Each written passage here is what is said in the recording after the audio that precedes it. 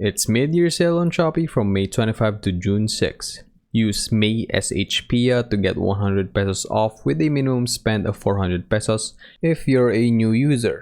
Check out the Shopee link below to know more about it. Hello, what is up guys? I'm from Peso Smart PH here. Welcome sa panibagong episode. Shout out to all the podcast listeners as well. I appreciate you all. Today we're gonna talk about GMA7. Quick heads up lang guys, I am not a financial advisor. Lahat nitong mga content ko na pinopost ko is for educational and informational purposes only. Huwag niyong kakalimutan to do your own research before buying any investment instrument. Also, nirecord ko itong episode na to June 3, Thursday pa. So, hindi pa na-hit nung GMA7 yung new all-time high niya, which was 9.8 pesos per share, which is nangyari today, Friday. Smash nyo na rin yung like button kasi sobrang nakatulong yun sa algorithm ni YouTube. And let's continue now with the episode. So, bakit natin i-revisit yung GMA7? Well, since I think medyo matagal na rin yung update video ko about GMA7, let's do it today. And sakto na rin, no? Kasi may nagtanong sa akin sa Facebook, like tinanong niya if okay pa bang bumili ng GMA stock today. Kung mataas na ba or like okay pa mag-entry ngayon. Well, no one can really say, no? Kasi like sinasabi ko palagi dati na the market will do whatever it wants on any given day. And syempre, ano lang din yan, market like psychology, investing psychology, trading psychology, ang daming factors to like consider to so sobrang hirap niya, no, i-determine kung ano ba talaga yung gagawin ng market. So yeah, it's a bit of like a waste of time, no, to like predict kung ano ba talaga yung mangyayari. And ano naman, ang sinabi ko rin sa kanya na it depends sa perspective mo about dun sa company or dun sa stock. Kung ano ba yung gagawin yung position, no? Kung like magde-dividend play ka lang ba? Di ba? Like may mga gumagawa yun eh. Or like long term ka ba? Or like short term lang na magsiswing ka lang. Titingnan mo kung saan yung trend, ifa-follow mo lang. And yeah, it's a bit hard to say din, no? Kung overpriced na ba talaga or like underpriced yung GMA7. Kasi isa kong point na sinabi, it's hard to say that GMA7 is overpriced now just because it was trading at 5 pesos per share a year ago. Even like 4 pa nga, di ba? Na nag-crash talaga. Yeah, may mga 4 tayo na trading sa GMA7. And like earlier this year, nakita nga natin yung jump from like 4, naging 5-ish na. Actually, late last year pa. Ayun, parang naging naging accumulation period. And then early this year, nag-trade na siya to 6 to 7. And eventually nga, diba, nag-skyrocket na nung nag-announce ng 1.35 na dividends. And 2 months ago lang yun, no? 2 months ago lang. Personally, for me, I was willing to buy the stock when it announced, no, yung dividends at around 10 to 12 pesos per share. Kasi that will give me a 15x PE ratio, no? At 12 pesos per share. Yun yung max ko, actually. 15x yung PE ratio at 12, pero 0.8 lang, no, yung EPS na ginamit kong denominator. Which is yung like 3 quarters lang na EPS for 2020 ng GMA7. Hindi pa yun for the whole year. Kasi for the whole year, as we can see here, nasa 1.23, no? So, mas ang laking tinaas ng EPS niya nung napasama yung sa 4th quarter ng 2020. So, mas mataas pa dapat yung like parang price ceiling ko for GMA7 for me to buy it, for the purchase to make sense for me. Kasi, let's all be honest, 15% dividend yield every single year is crazy. It's crazy high. Okay? That's not normal.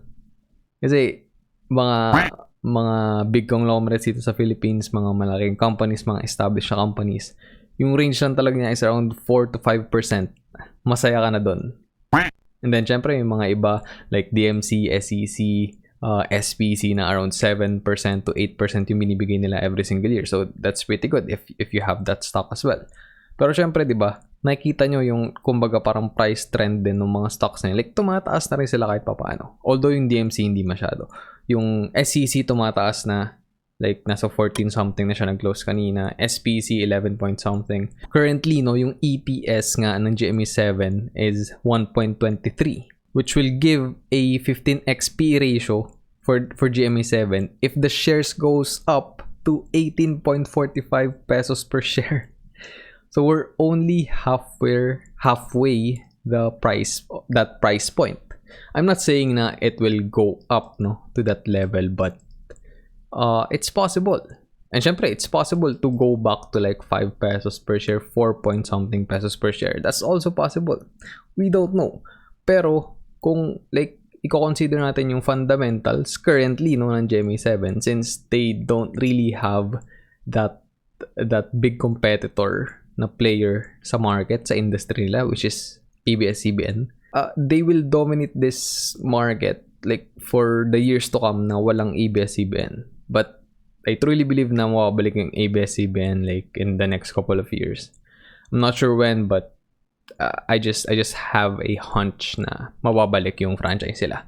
So, syempre, that's not really good for GMA7. However, I think magiging malakas na rin, no? Like, syempre, pagka, yung mga hodlers ng GMA7, like, if they don't sell, I think mariretain itong, like, price action na to, itong price levels na to. Kasi, at this price point, personally for me, not financial advice, of course, I'm not a financial advisor. For me, this is still a bit low. Syempre, 'di ba? Maraming magsasabi sa inyo na it's a bit like simplistic to just base it on the PE ratio. Pero I think for me that's enough of an indicator sa fundamentals na we can say na it's a bit underpriced still, even na like almost a double na yung price niya compared to last year. And ayun, 'di ba? Sinabi ko na I'm not saying that it will go up to 18.45 per share, but for me, even if the stock goes up at that price point, I'd still be willing to buy it. Kasi if they give out the same dividends na 1.35 pesos per share at that price, yung yield niya, yung dividend yield niya is still 7.31%. That is still big if you have like 100k invested on GMA7 at 18.45 pesos per share. Makakuha ka pa rin ng 7 point something pesos every year. Yes, that's not like the biggest gain in the world, but it's passive income. And that is what I want out of my stocks. Not capital gains, not like short-term gains. Gusto ko yung cash flow na passive.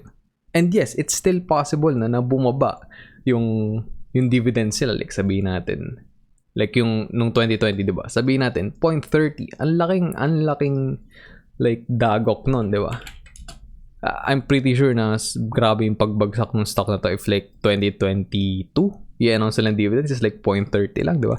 Sa price ngayon na nasa 9.1,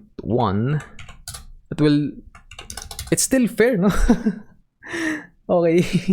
It's still fair. Well for me, I think 3.29% dividend yield is still decent, right?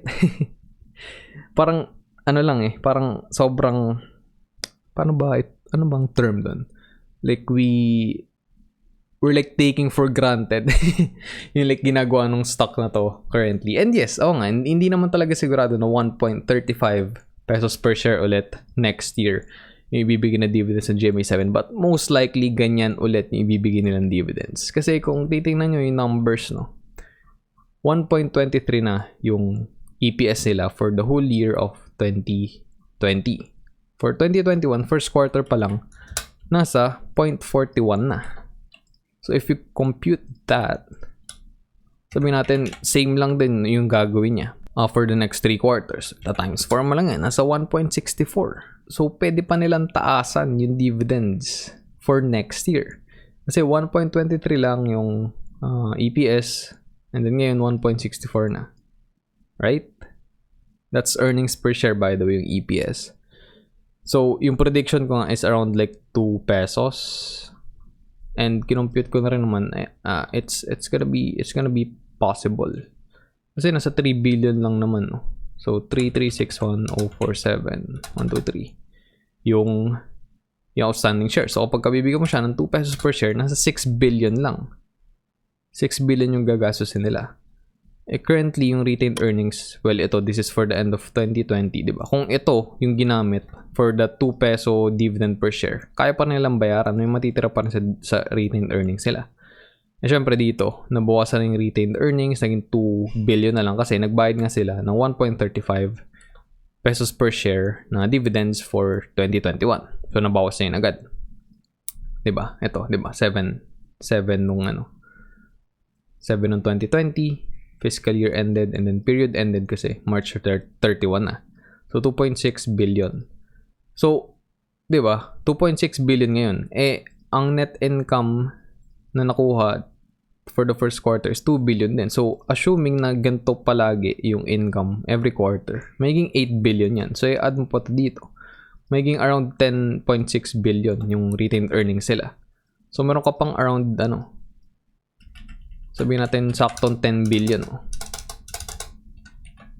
Diba? Meron ka pang 3.2 billion na retained earnings na it's still plenty.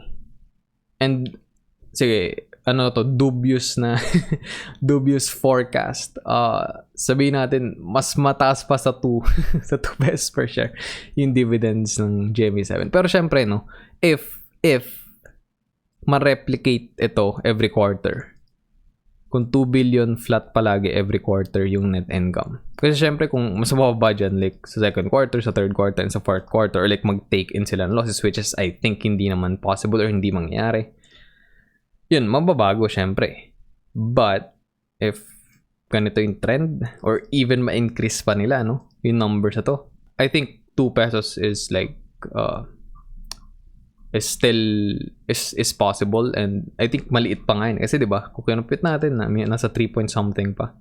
And yung iniiwan lang naman nila, konting-konti lang sa retained earnings. Talagang binabalik nila yung kinita ng company.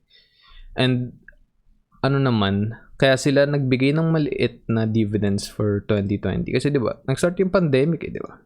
And kita nyo nga, medyo na late, right? Yung announcement. Dito, March and April talaga sila usually nagbibigay. Or yung ex-date. And then dito, parang naging second quarter na. Kasi nga, nagka-pandemic Syempre, you have to prioritize yung, kumaga parang survival ng companies. And syempre, you have to take care of your employees. Instead of like laying them off, syempre kailangan you have to support them kasi hindi ka rin makaka-recover as a business if you don't have the employees, right? So it just makes sense na they hindi nila kinut off totally yung dividends, pero niliitan lang nila. So that was a strategic move, which is syempre siguro kaya nilakihan din yung binigay ng 2021 kasi parang pangbawi for this. Kasi historically, ang laki na rin naman ng dividends sa binibigay ng GMA7, like around 0.45, 0.5, around that. So it's decent, it's fair. Nasa 5%, 6% yung dividend yield nila before. Nasa 4 pesos, 5 pesos per share sila. And yun nga, sinasabi ko sa inyo, sobrang baba talaga nung tawag dito, nung PE ratio nila. Although yun nga, diba, sinasabi ko sa inyo, or like opinion ng iba, it's a bit simplistic if yun lang yung titingnan mo. But I think it's a good indicator na rin.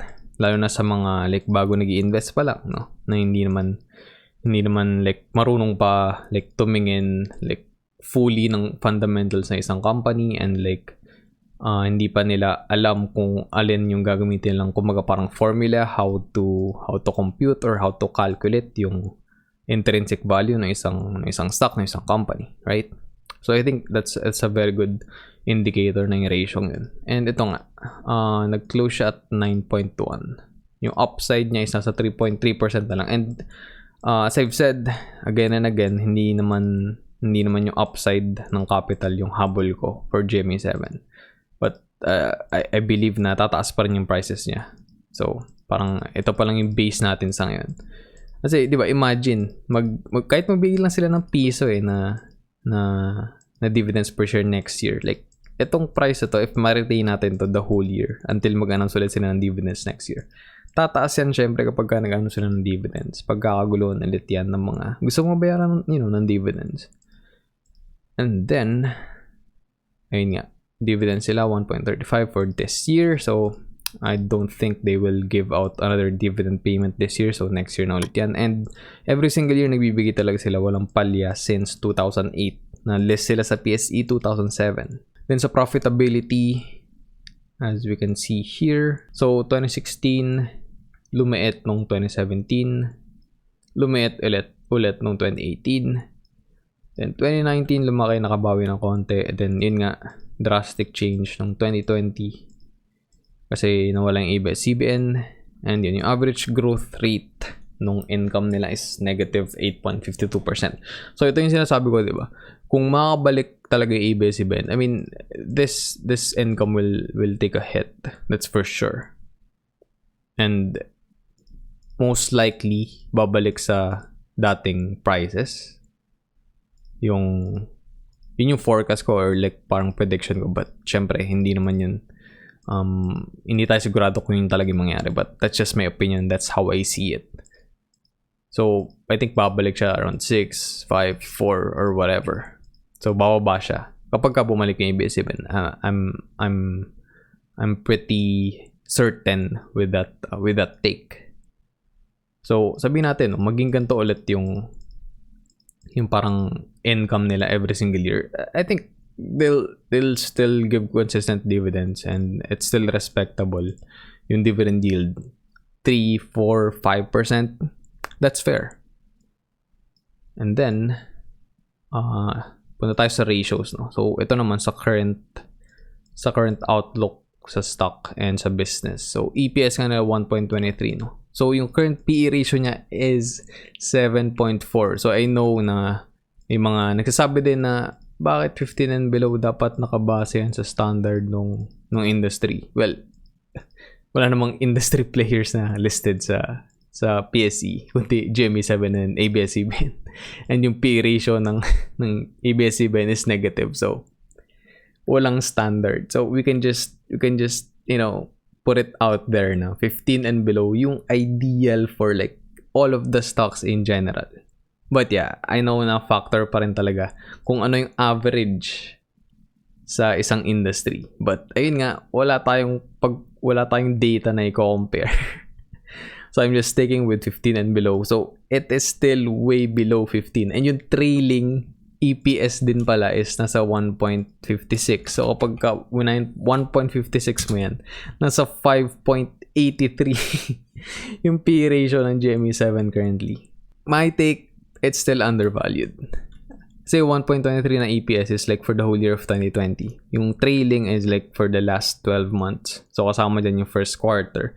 So excluding yung first quarter ng 2020. So from the second quarter of 2020 until the first quarter ng 2021. So yun yung trailing EPS. So malamang lumaki yun kasi yung 2020 naman nakita ng GMA7 is hindi ganun kalakihan.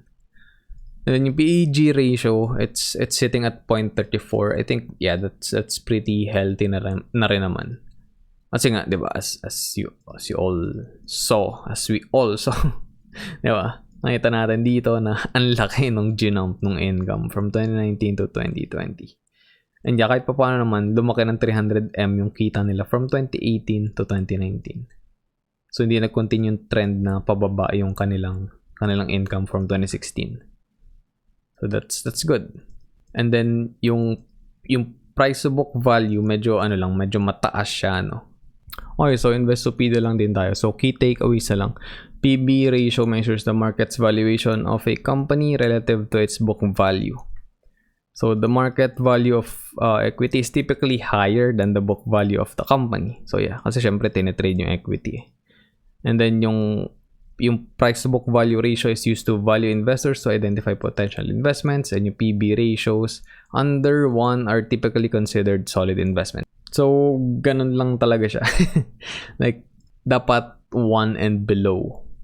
So kumbaga sobrang overpriced siya compared sa book value ng GMA7.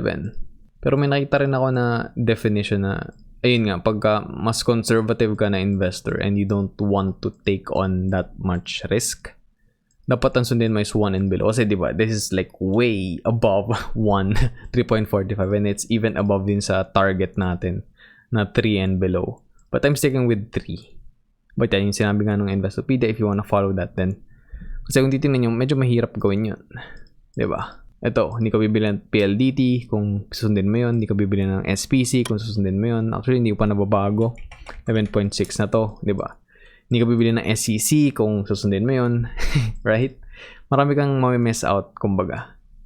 If you're gonna strictly follow lahat nun. And yes, syempre, medyo gem no yung makakuha mo if you follow all of the metrics that you use sa mga fundamentals. Pero I believe na you can sacrifice some of it. Kasi I mean, ito EPS check, PE ratio check, PEG ratio check, net income margin check, yeah.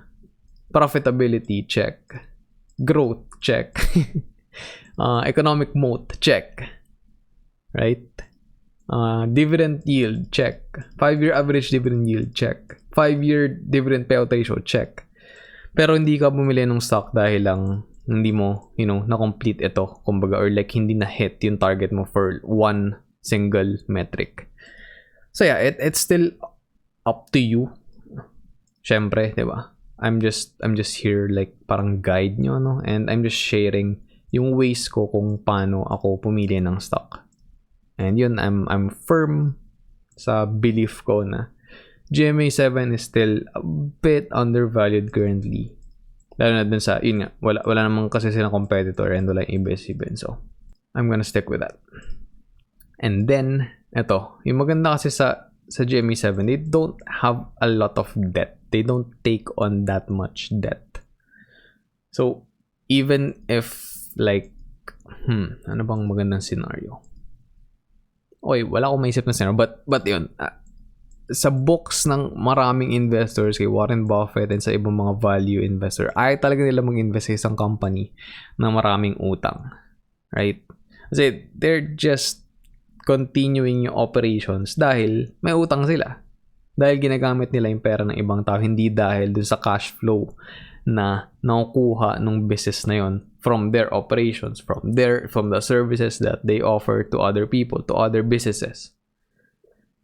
So ayan, isa ring magandang factor ito for GMA7.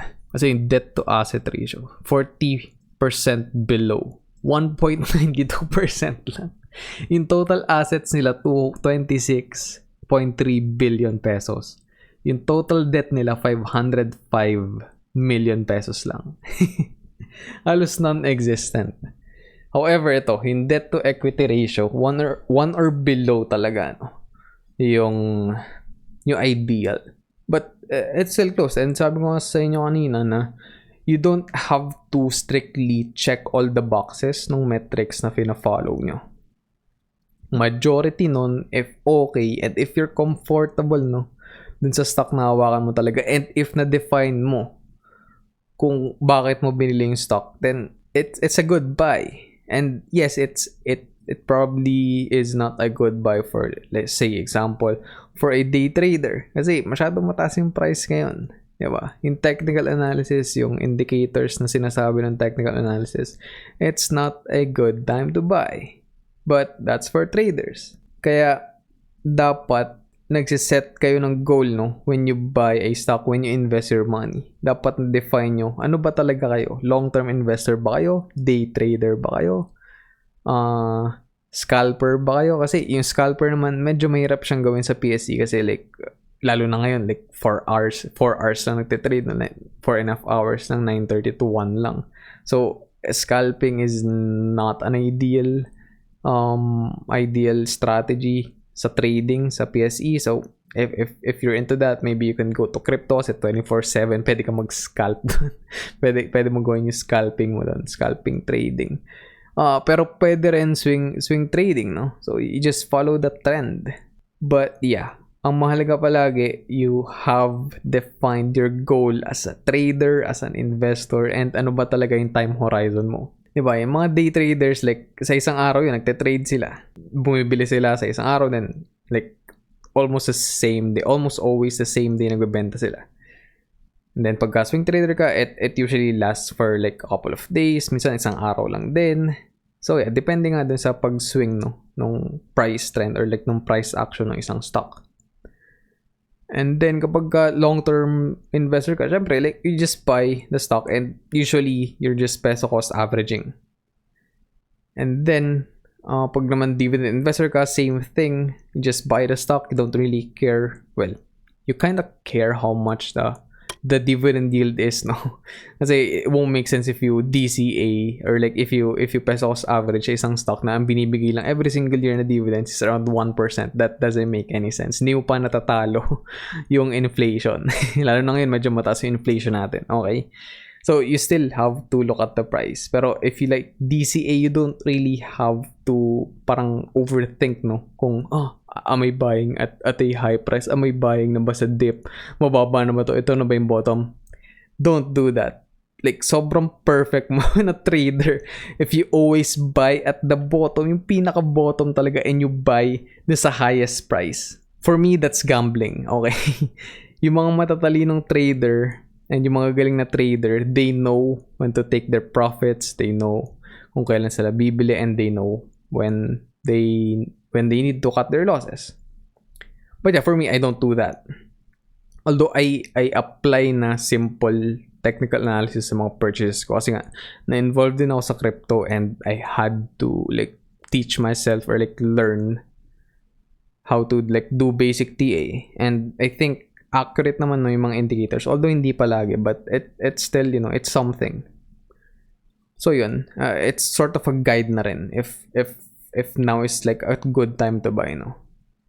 So papakita ko sa inyo yun like after, ano po bang sinasabi ko? I think I'm gonna show it to you na. I never thought that I will make a video about TA, but ito yung ginagamit ko, no. So RSI lang, sobrang simple. Syempre yung volume, mahalagay yung volume, and then Bollinger Bands. Sa crypto kasi ginagamit ko ito rin, no, same thing. And then I also have yung 9 EMA, 21 EMA, and then 55 EMA. I'm not sure kung week yun. I think hindi week. I think days yun. But anyway, hindi siya masyado mahalaga dito. But yun yung isa ko pang ginagamit.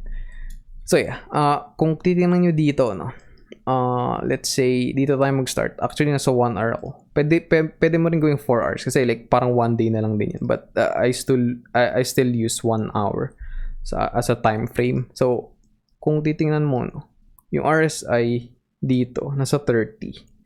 So, usually magandang pumili nung stock if like below 30 RSI kasi that means na oversold, a bit oversold yung ano, yung isang stock. So, kita nyo naman dito, no, nagre-reflect yung ano, yung mga candlestick, yung price action ng stock. Kasi, and kita nyo rin, no, na pulahan yung volume. So, ibig sabihin maraming nagbenta. Maraming ask and in comparison to sa bid. So, ayan, di ba? Kung bumili ka dito, like, medyo discounted price mo nakuha yung GMA7. Although hindi ganun kalaki kasi yung high niya is 6.95 and then yung lowest was 6.76. So, we're just talking about like 19 centavos. But syempre, malaking bagay na rin yun dito sa PSE kasi like hindi naman sobrang volatile, no, nung prices dito. Like yung price action hindi siya masyadong lumalagpas ng 5% on a daily, yung changes. So hindi katulad nga sa crypto. And then ito, if you go here, di ba? Ito, this is for some people, this is a good time to sell na. If nag-enter ka dito sa portion na to, sa mga may mga low RSI, right? And sinasabi ko sa inyo, indicators lang to, no? This is not perfect in any way. So, parang guide nyo lang siya if ano, parang i-check nyo lang, no? Ay, tama na bang bumili dito? Or like, is this a good time to buy? Is this a good time to sell? Right? So, kung ginawa mo yun, kung sa 6.95 ka bumili, yun na yung highest, no, on that day. And then, nagbenta ka dito. Nasa 7.18 yung lowest. Kumita ka na rin. Right? Di ba? Pero syempre, kung nag-antay ka pa, nung nag-announce ng dividends, dito nag-announce Friday. Tama ba? Wait lang. Yeah, Friday, 26. Dito nag-announce. Wala masyadong price action kasi nag-announce like 12.50 something na. So, hindi ka na pwedeng like bumili ng sobrang dami. Pero swerte nung ibang nakabili, no? At around 7.4 pesos. And then, like the next day, pwede mo ibenta at at 9.4. So, yung tinatawag ng iba dito is like ito yung volatility cloud or volatility bubble. Kapag lumalagpas dyan yung mga candlesticks, you can consider selling or buying. Katulad dito, nag-dip, diba? This might be an indicator of a good time to enter, diba? And then ito is an indicator na it's pretty much a good time to sell. And kita nyo naman yung RSI, galit na galit. 90. And tinan nyo yung volume. Grabe yung volume. That's like the highest volume in like, I don't know, a year? 1.9. 19M dito. 1.3M shares. That's crazy. And yeah, like for the next couple of weeks, I think 3 weeks, no? Well, hindi 3 weeks. From March 29 until April 16. So, almost a month. Yeah, 3 weeks pala. Tama naman pala ako. Yun, tsaka lang siya bumagsak. So, diba, kita nyo dito. Lumabas ulit siya dun sa volatility cloud or bubble. It means na maybe you should buy, right? And yun nga, huwag nyo laging targetin na to enter a trade or buy a stock dun sa pinaka-bottom. You can't do that consistently. Sometimes you can do it, but you can't do that consistently.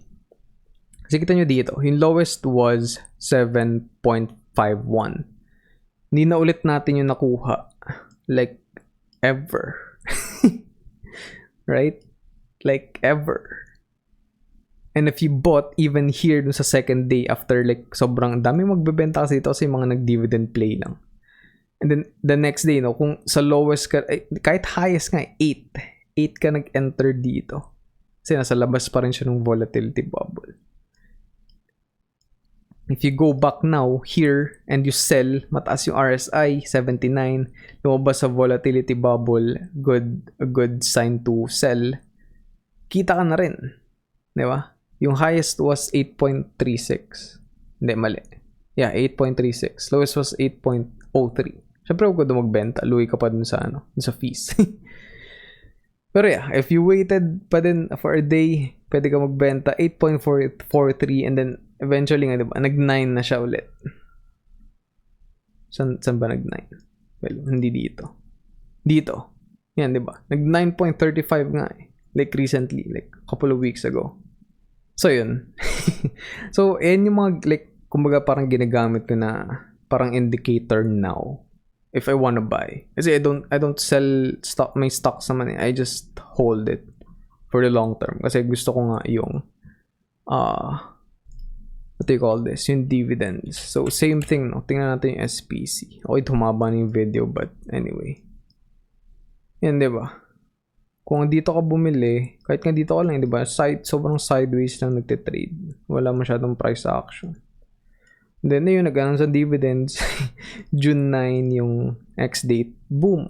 Grabe dito, tumaas. Kung nagbenta ka dito sa syempre, ito week lang naman to. So, dito karamihan nagganap yung trade kasi dito yung candle.